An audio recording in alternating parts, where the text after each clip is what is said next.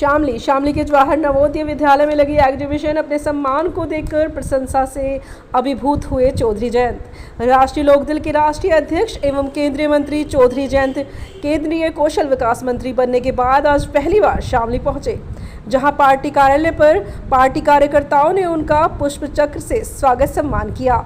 Party कार्यालय पर ही जयंत चौधरी ने कार्यकर्ताओं को संबोधित किया और उसके बाद जवाहर नवोदय विद्यालय पहुंचे, जहां विद्यालय की बच्चियों ने राजस्थानी पोशाक में और वहीं की भाषा में स्वागत गान करके बड़े सुंदर ढंग से मंत्री जी का स्वागत सम्मान किया।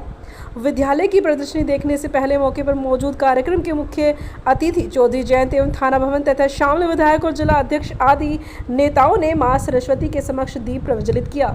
उसके बाद बच्चों द्वारा लगाई गई प्रदर्शनी में हस्तकारियों को देखा। स्कूली बच्चों द्वारा टर्नआउट पेश किया गया। मीडिया से बात करते हुए केंद्रीय कौशल विकास मंत्री एवं रालोद के राष्ट्रीय अध्यक्ष चौधरी जयंत समेत थाना भवन विधायक अशरफ अली खान और शामली विधायक प्रसन्न चौधरी आदि सभी नेताओं ने प्रदर्शनी की सराहना की। विद्यालय में कुछ दिन पहले एक बिटिया के साथ आपराधिक घटना के बारे में पूछे जाने पर चौधरी जयंत ने जीरो टॉलरेंस बताते हुए कहा, इसे गंभीर घटना बताया और इसके बारे में बात करने को कहकर निकल गए।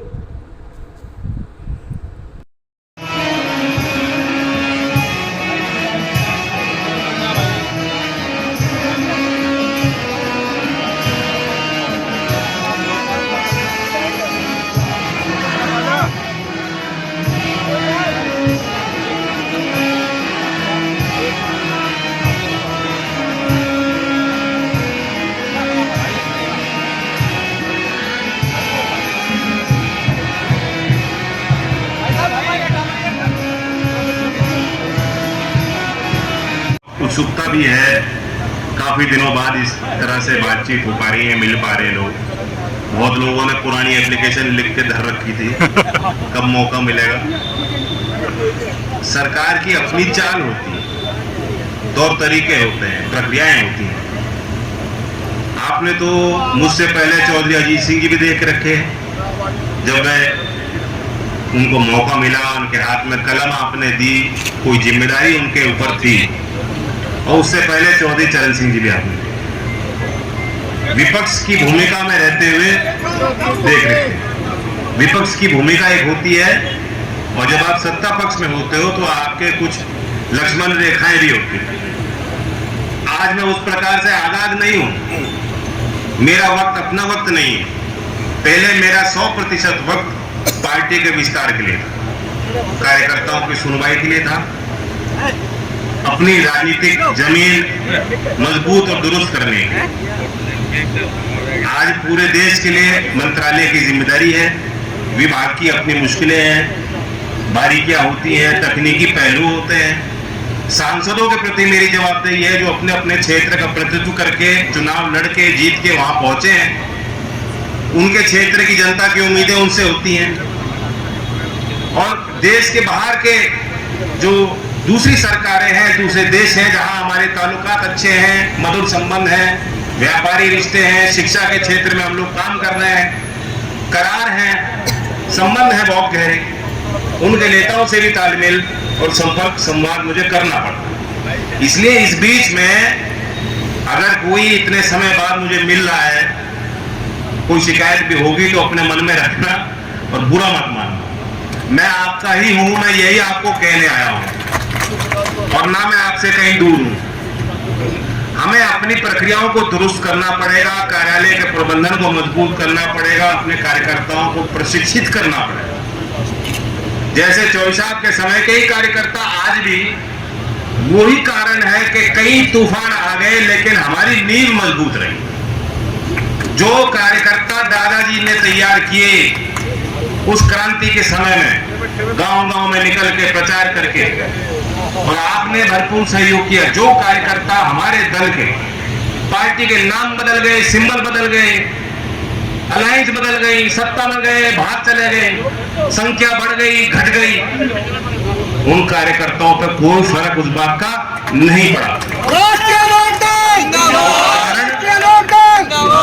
कारण था कि एक वो विचार से बंधे।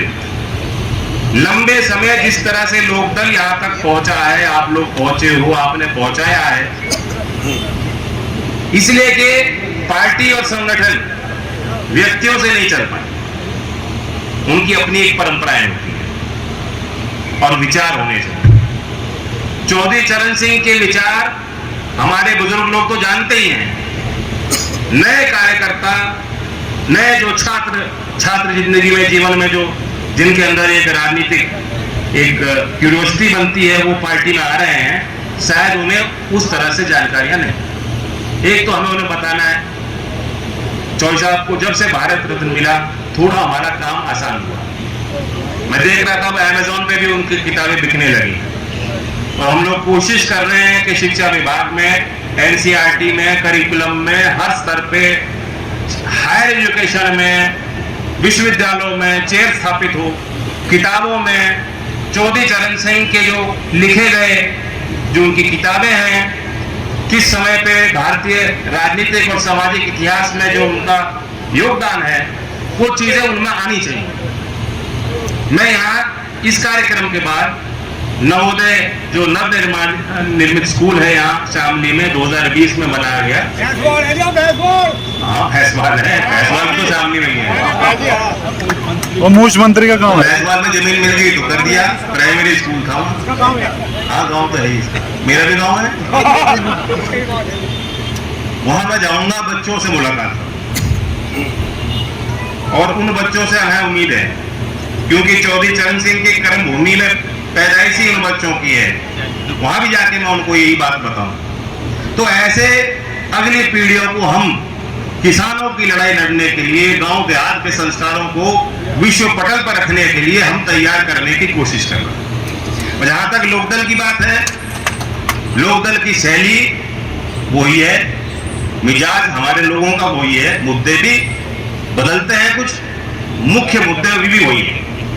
मैं अभी 2 दिन पहले छपरौली में था, वहां हमने कौशल प्रशिक्षण का एक विशेष केंद्र बनाया। भर्ती के लिए जितने बच्चे हैं, कोई अग्निवीर में है, कोई पुलिस, कोई सीआरपीएफ, बीएसएफ की तैयारी कर रहे हैं, उनकी फिजिकल तैयारी हो और उनको जो शैक्षिक तौर पर अपने आप को उनको तैयार करना है, जो उनको विद्या अपनी बेहतर करनी है, जानकारियां बेहतर करनी है, तो उसके लिए भी हमने उनके लिए लैब बना के दिया। हमारी कोशिश है, क्योंकि पश्चिमी उत्तर प्रदेश में इस तरह के प्रयास अब तक नहीं हो पाए थे कि जिले जिले में, गांव के स्तर पे, जहां आपको पिछड़ा इलाका पड़ रहा है, वहां इस तरह के हम निर्माण मंत्रालय की तरफ से, प्राइवेट स्तरों पे सीएसआर फंड्स के माध्यम से, जहां हमारे कोई जनप्रतिनिधि हैं, उनसे मैं कहूंगा कि निधि से आप योगदान दीजिए, ताकि शिक्षा के क्षेत्र में हम वो निर्माण कर सकें कि गांव देहात के बच्चे और शहर में पल रहे बच्चे जब प्रतिस्पर्धा में जाएंगे तो बराबर के अवसर और बराबर की उनकी क्षमताएं वहां लोगों को दिखाई पड़ेंगी। मैं